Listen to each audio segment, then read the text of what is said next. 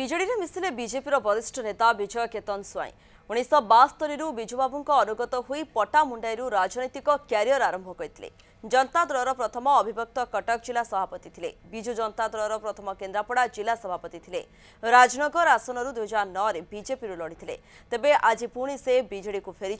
राजनगर विधायक ध्रुव साहू, केन्द्रापड़ा पर्यवेक्षक प्रताप जेना, सांसद सस्मित पात्र उपस्थित संघ भवन में बीजेडी में जोग देइछन्ति।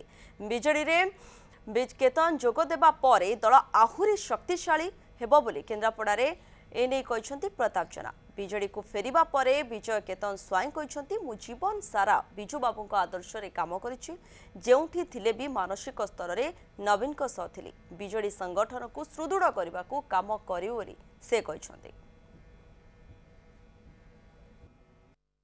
जने पुरुखा नेता जे छात्र जीवन राजनैतिक जीवन आरंभ करिकी 50 वर्ष धरिकी राजनीति भितर तांकर समय कटैछंती। सेहीपरि जने पुरुखा नेता को आज आम फेरी पाऊचु से होचंती श्री विजय केतन स्वाई। मु स्वागत करुची आम समस्तंकर विश्वास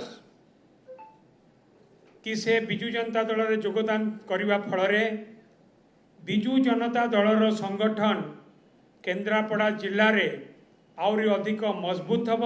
मु बीजेपी रे मते से जेते पोस्ट जोउटी दे रखिले मते मु तांगर जाउ नथि। आज संपूर्ण भाव त्याग करी बीजेपी रे जोग देली। मु आ भीतर ओतप्रोत भाव जड़ीबी।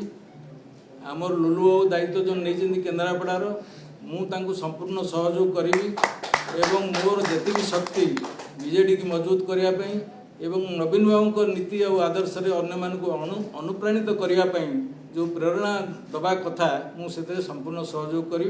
आज विजय केतन स्वाई भारतीय जनता दल पार्टी को परिचय कर विजु जनता दल में विद्यमान भाव में जोग देइछन्ति। मु तांको स्वागत करी, अभिनंदन करी।